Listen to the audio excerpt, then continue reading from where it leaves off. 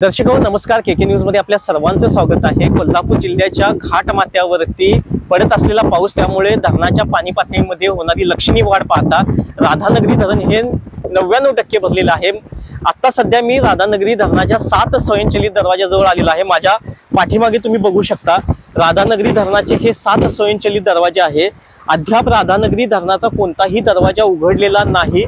प्रशासनाकडून जी काही माहिती मिळते ते अशा स्वरूपाची आहे की राधानगरी धरण हे 99% भरलेले असल्यामुळे राधानगरी पाणलोट क्षेत्रामध्ये पडत असलेला पाऊस लक्षात घेता राधानगरी धरणाच्या 7 स्वयंचलित दरवाजे हे आज मध्यरात्री किंवा उद्या सकाळी उघडण्याची शक्यता इथल्या प्रशासनाने वर्तवलेली आहे।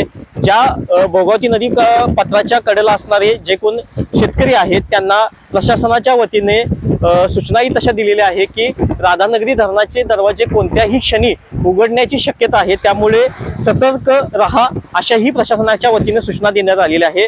गेल्या वर्षी राधानगरी धरणाचे दरवाजे हे 25 जुलै रोजी उघडले होते। या वर्षी 25 जुलै आज तारीख आहे, परंतु अद्याप राधानगरी धरणाचा कोणताही स्वयंचलित दरवाजा उघडलेला नाही।